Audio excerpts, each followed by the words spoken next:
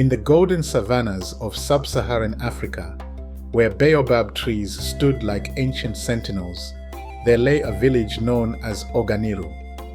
In this village, wise and mighty, King Suleiman ruled, beloved by his people. One day, the king decided to take his eldest son, Bashir, to the great market of Mabenga, a journey of several weeks across the unpredictable Sahara Desert that would change the course of his life. The market was not merely a place of trade, it was where kingdoms mingled, where new alliances were forged, and where the finest goods from across the land were exchanged. The caravan was grand, a sight to behold, with 50 people carrying goods on camels and donkeys, pottery, woven baskets, copper, iron, and gold.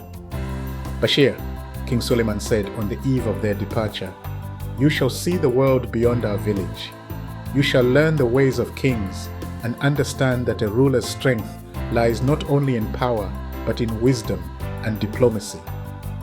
Bashir's eyes shone with eagerness. He had often heard stories of faraway lands and the Mabenga market's splendor, and dreamed of traveling there as far back as he could remember. Yet, he could not fathom the challenges that lay ahead, nor the adventures he was soon to experience.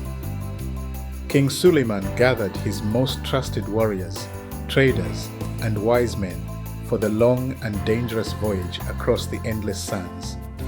His caravan stretched for miles, with camels laden with goods, gold nuggets from the Niger River, ivory carved into delicate trinkets, and finely woven cloths from his kingdom's skilled artisans. His goal was to reach Mabenga, a city of wealth and knowledge, and make the trade of a lifetime. As the king's caravan entered the Sahara Desert, the heat was like a fierce flame. The sun blazed mercilessly, and the dunes shifted constantly, threatening to swallow the travelers whole. The windstorms came without warning, their swirling sand blinding them, stinging their eyes and filling their lungs. At night, the temperature plummeted, and the cold cut through even the thickest of cloaks. The Sahara was not just a desert, it was a land of extremes, where life was measured by water. The king's caravan faced many dangers along the way. Water was scarce, and they had to ration it carefully. Wells, hidden deep in the sand, were rare and fiercely guarded by nomads.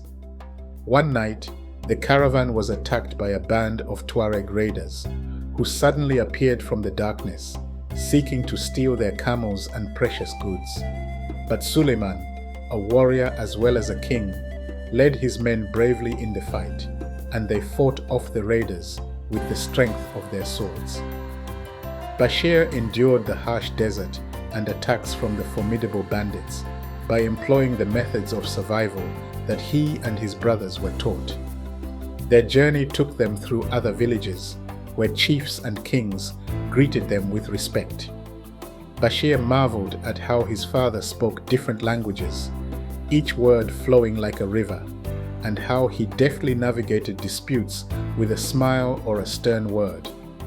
In one village, they exchanged stories by the fire, and in another, they were treated to a feast of roasted goat, millet porridge, and honey-sweetened fruits. The young prince was awestruck by the diversity and richness of cultures they encountered. Several weeks passed, and they finally arrived at the market of Mabenga. It was a sprawling expanse filled with the scents of spices, the vibrant colors of fabrics, and the melodies of musicians playing flutes and drums. People from different kingdoms bustled about, their laughter mingling with the clamor of merchants coaxing buyers to purchase their wares. As they entered the market, the people bowed low, recognizing King Suleiman. Bashir felt a surge of pride and a bit of impatience.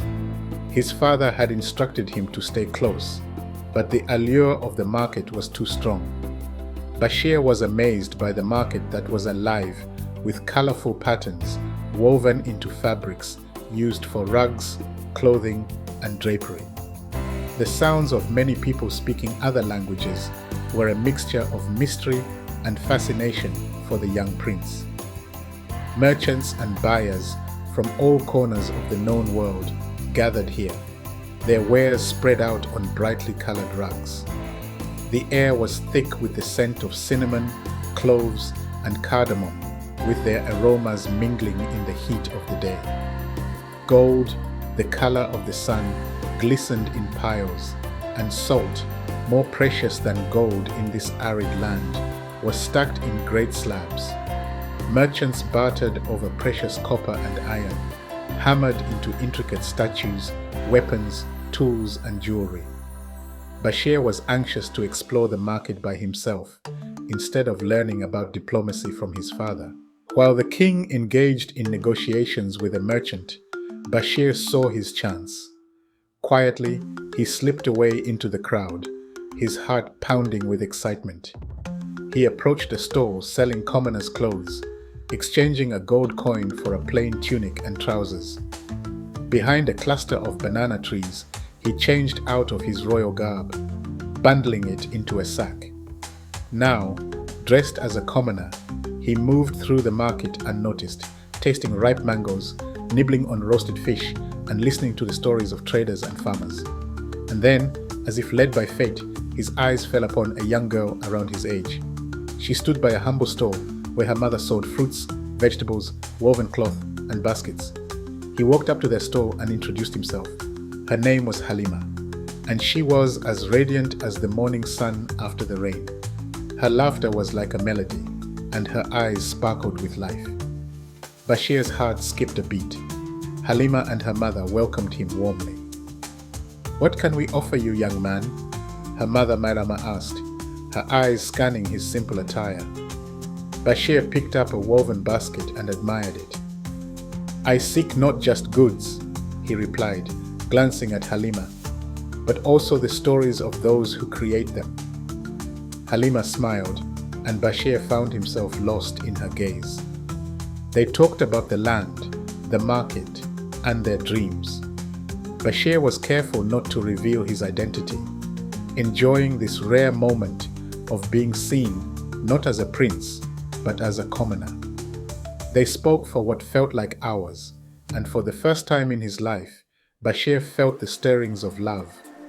But as fate would have it, one of his father's guards, recognizing him even in his peasant garb, approached with urgency. "Prince Bashir," the guard uttered in relief after searching for hours. "Your father seeks you. We must return to the caravan at once." Halima's eyes widened in surprise. "Prince?"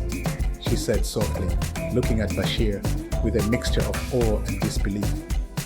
Bashir turned to her and said with a heavy heart, "I am the Prince of Oganiru, the son of King Suleiman," he confessed. Halima bowed to Bashir and quickly lost all hope in seeing him again.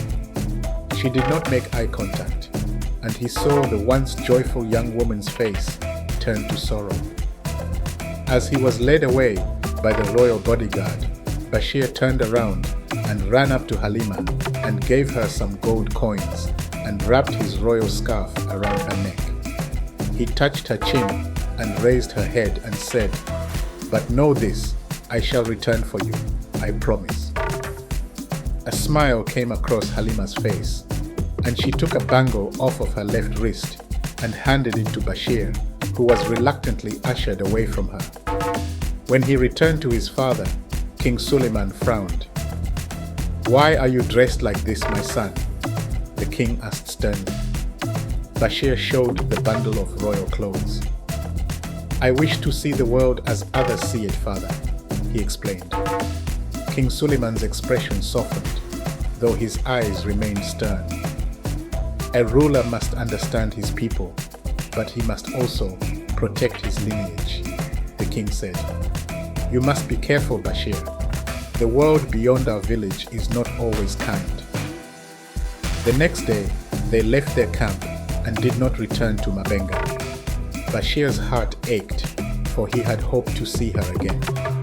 Halima, too, was left with only the memory of the prince who had vowed to return. She told her friends and family who laughed and shook their heads. A prince marrying a fruit seller's daughter? They scoffed. It is but a dream. A few years passed, and Bashir grew into a wise and strong young man. His father arranged a marriage with Princess Tihani from a neighboring kingdom, a union that would strengthen their alliances. Bashir married the princess, but in the quiet of the night, he often thought of Halima. He wondered if she still waited for him, and his heart ached with the memory of their brief courtship. Halima, too, did not forget the prince. She held on to his promise, despite the whispers of those around her. She remained unmarried, tending to her mother's store and dreaming of the day he would return.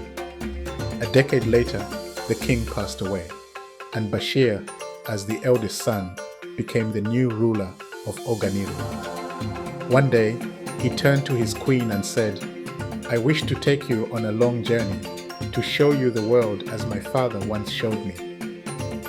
His queen, wise and understanding, agreed.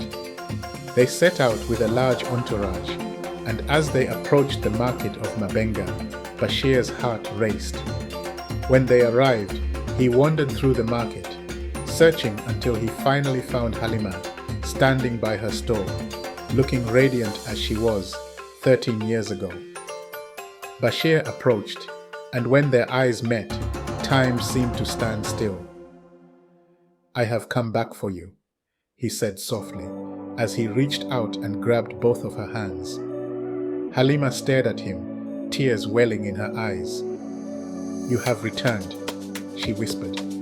"You came back for me." Turning to Tijani, Bashir spoke with a resolve that echoed across the market. "This is Halima, the one I promised to marry. She will be my second wife, and our union will honor the love that has endured through time." Queen Tijani, though surprised, saw the depth of his love and agreed, knowing that in their culture, a king's heart could hold more than one love. And so, Bashir married Halima. They returned to Oganiru, where the people welcomed her as a second queen. Together, they lived in harmony, raising their children in the spirit of love and unity. The kingdom prospered as Bashir ruled with wisdom, compassion, and the strength that came from knowing that love, though it may be delayed, always finds its way home. And thus, they lived happily ever after, teaching their children that promises made in love are promises kept, no matter the time or distance. Thank you for watching African and African American Folktales. Please like this video, ring the notification bell, and consider becoming a subscriber. Your comments provide feedback that help us create entertaining content for your enjoyment.